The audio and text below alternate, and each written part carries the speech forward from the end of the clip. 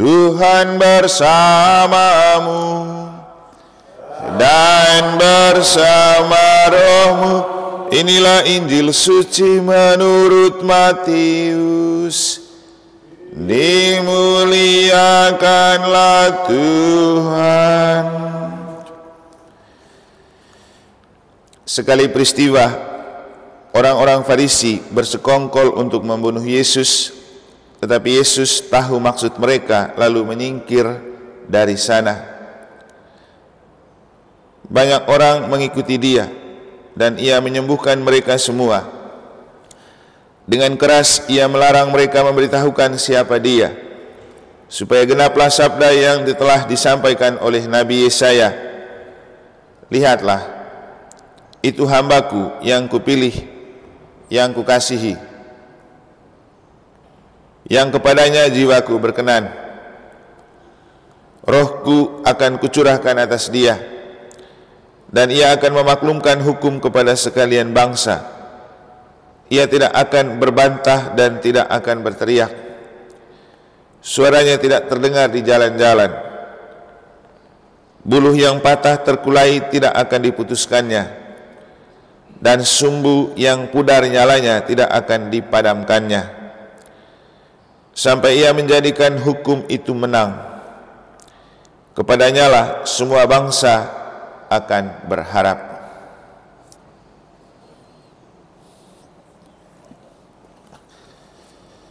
Demikianlah sabda Tuhan. Terpujilah Kristus. Para suster, Bapak Ibu Saudara-saudari, adik-adik dan anak-anak sekalian yang saya kasihi dalam Tuhan, juga orang tua, sanak saudara, keluarga dari Ayu Dewi yang juga datang dalam perayaan ini.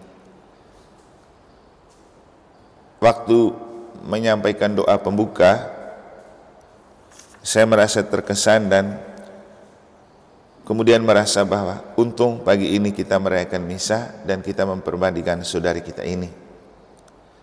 Karena dalam doa pembuka tadi kita berdoa begini: Allah Bapa Maha Baik, Engkau menghendaki suaramu terdengar dan kebaikanmu disaksikan orang. Dalam diri manusia penuh cinta kasih. Kita yang hadir di sini adalah orang-orang yang diliputi oleh cinta kasih, cinta kepada Tuhan, cinta kepada sesama. Beberapa saat lalu saya pernah dikomentarin orang begini. Mungkin karena lihat postingan di medsos, lalu ada yang berkomentar, Romo itu setiap kali pulang kampung itu seperti selebriti, dikerumuni banyak orang, lalu ada saja yang kumpul. Lalu kemudian ada yang kenal saya bilang, iya dia memang disayangi orang sekampungnya. Apakah orang lain juga seperti itu? Nah, tidak juga. Tapi kenapa dia seperti itu? Lalu ada yang menjawab, karena dia punya kasih, makanya dia disayangi. Lalu kemudian waktu itu saya memahami arti dari kata kasih sayang. Kita harus punya kasih dulu baru kita disayangi. Itulah kasih sayang. Kita tidak akan pernah disayangi Tuhan dan disayangi sesama kalau kita tidak punya kasih. Maka kemarin ketika misa perutusan, satu di antara 3 hal yang saya sampaikan untuk kita maknai tentang Tuhan lebih suka kasih sayang atau belas kasih daripada persembahan. Dan itulah ajaran Katolik, itulah gereja Katolik. Bukan soal persembahan yang kita berikan, tapi soal kasih sayang yang kita hidupkan dalam hidup. Maka sebenarnya agama yang berbeda itu tidak menjadi masalah. Walau sering orang mempermasalahkan perbedaan itu, karena yang paling penting itu orang punya kasih sayang. Dan hari ini kita akan membaptis saudari kita, calon istrinya Paul itu, dalam nama Bapa dan Putra dan Roh Kudus. Dan tadi kenapa kemudian saya merasa bersyukur dan beruntung? Karena dengan ini kita memberikan kesaksian dan terus memberikan dan mewartakan tentang Yesus itu siapa. Coba Bapak Ibu lihat, banyak ternyata saudara-saudaranya Ayu Dewi datang menyaksikan pembaptisan dia. Banyak. Karena kasih sayang, karena cinta kasih. Jadi itulah yang membuat saya kemudian merenungkan, kenapa harus hari ini dibaptis. Ya, untuk menunjukkan kepada kita bahwa kemarin kita bilang kerajaan Allah itu bukan soal kita ada di mana dan bertugas di mana. Karena yang lebih penting dari kerajaan Allah itu perutusan. Kita diutus untuk membaptis dalam nama Bapa dan Putra dan Roh Kudus. Kita diutus untuk mewartakan Injil, untuk menebarkan cinta kasih. Itu jauh lebih penting. Jadi kalau bahasa kita orang yang belajar filsafat itu, isinya lebih penting daripada kulitnya. Jadi esensi atau hakikatnya lebih penting dari eksistensi. Mesin lebih penting daripada casing, kalau seperti HP. Maka dalam hidup menggereja Katolik, bukan soal tugas di mana yang lebih penting, tidak. Yang lebih penting di dalam tugas itu apa yang dilakukan. Maka dengan kita membaptis saudari kita ini, Tuhan mau menunjukkan kepada kita bahwa justru di saat-saat terakhir tugas perutusan saya di negara dan diutus ke tempat lain, Tuhan mau menunjukkan bukan soal tempat dan kamu ada di mana yang lebih penting, tapi kamu buat apa dalam tugas perutusan itu. Itulah yang membuat saya merasa sangat bersyukur dan beruntung ketika Tuhan kemudian merencanakan dan membiarkan hari ini di saat terakhir saya misa di sini sebagai pastor paroki, kita membaptis salah satu saudara kita. Pembaptisan itu yang jauh lebih penting. Jadi mewartakan dan menebarkan kasih sayang yang diwartakan dan diajarkan oleh Yesus, karena Yesus tidak pernah mengajarkan agama, Yesus tidak pernah berbicara tentang gereja Katolik yang benar, tapi Yesus bicara tentang kasih. Makanya dalam ajaran utama dan pertama Yesus, yaitu kasihlah Tuhan Allahmu dengan segenap hatimu, dengan segenap tenagamu, dengan segenap akal budimu. Dan yang kedua, kasihilah sesamamu manusia seperti dirimu sendiri. Jadi itu yang utama. Maka kita yang percaya kepada Yesus paling penting bukan soal saya Katolik, bukan soal saya punya agama lebih benar, tidak.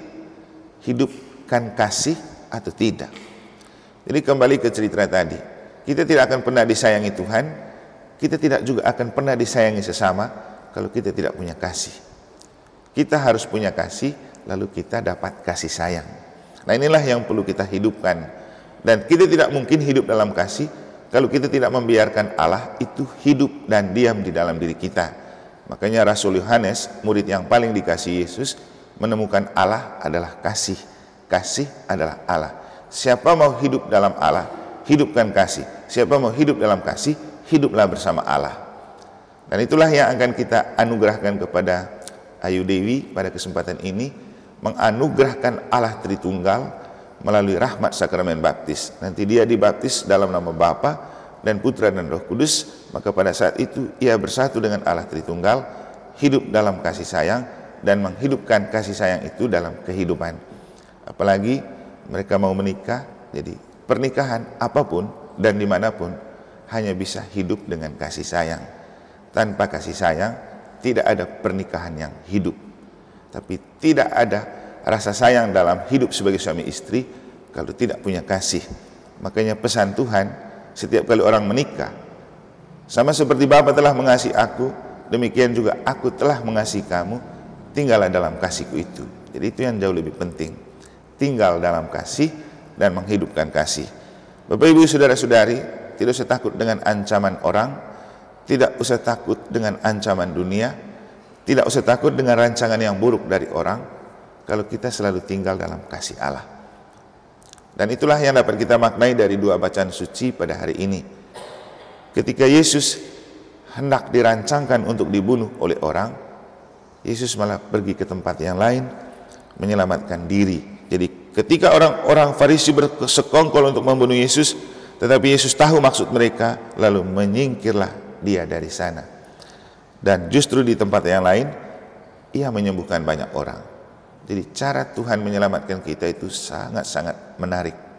Yang penting tinggal dalam kasih dan hidup dalam kasih. Nanti Tuhan akan membimbing kita. Seperti yang saya katakan kemarin dalam refleksi 9 tahun 2 bulan di sini, melalui referen Mazmur, Allah lah yang menyelamatkan hidupku. Dan memang seperti itu. Kalau kita hidup dalam kasih Allah, Allah selalu menghidupkan kita dengan cara tersendiri. Akhirnya pesan dari bacaan pertama dari kitab Nubuat Mika juga penting untuk kita maknai.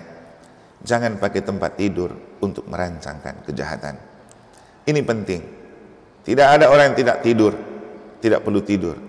Dan orang selalu salah menggunakan tempat tidur. Tempat tidur itu tempat untuk kita tidur. Jangan pakai tempat tidur untuk melamun yang tidak perlu, untuk rancangan yang tidak perlu, yang kemudian membuat kita susah tidur. Biasanya kita, badan boleh terbaring, tapi pikiran melayang kemana-mana, perasaan melayang di mana-mana, sehingga walaupun tempat tidur itu empuk seperti spring bed, belum tentu orang tidur nyenyak. Kenapa? Pikirannya tidak tenang, perasaannya tidak tenang. Apalagi untuk Pak Sutri, jelas tempat tidur itu untuk apa. Jadi mari kita memaknai ketika orang-orang durjana dalam bacaan pertama merancangkan kejahatan di tempat tidur, salah memanfaatkan tempat tidur. Mereka pikir Tuhan tidak tahu. Jadi Tuhan itu kan tidak pernah tidur. Walaupun kita tidur, Tuhan tidak pernah tidur. Dan dalam bacaan pertama kita mendengar ketika orang merancangkan kejahatan di tempat tidur, justru Allah datang dan bersabda bahwa apa yang kau buat di tempat tidurmu. Jadi Tuhan itu tidak pernah tidur dan kita perlu tidur. Mari memanfaatkan tempat tidur untuk benar-benar kita tidur. Jangan memakai tempat tidur untuk hal yang tidak penting, hal yang tidak perlu. Kita punya banyak waktu untuk berpikir, kita punya banyak waktu untuk bekerja. Dan Bapak Ibu, kalau Anda hidup sebagai suami istri, Anda punya siang yang begitu banyak untuk bekerja, untuk berpikir. Anda punya sedikit waktu untuk tidur bersama di tempat tidur. Jangan lagi salah memanfaatkan tempat tidur untuk membuat kamu tidak tenang dalam hidup, untuk membuat kamu tidak bangun dengan bugar dan sehat. Semoga apa yang Tuhan sabdakan pada hari ini menyadarkan kita untuk pentingnya hidup dalam kasih, menghidupkan kasih, dan tidak ada orang hidup dalam kasih atau tidak ada orang yang disayangi Tuhan dan sesama tanpa ia hidup dalam kasih, dan tidak ada orang yang hidup dalam kasih tanpa ia menyatu dengan Allah, karena Allah adalah kasih. Dan dalam kasih Allah itulah kita akan membaptis saudara kita Ayu Dewi, dan semoga kita mengenangkan juga rahmat baptisan kita masing-masing, karena ketika kita dibaptis dalam nama Bapa, Putra dan Roh Kudus, pada saat itulah Tuhan menunjukkan kasih sayang yang besar untuk kita mampu mengasihi Tuhan dan sesama, juga gerejanya. Semoga Tuhan memberkati.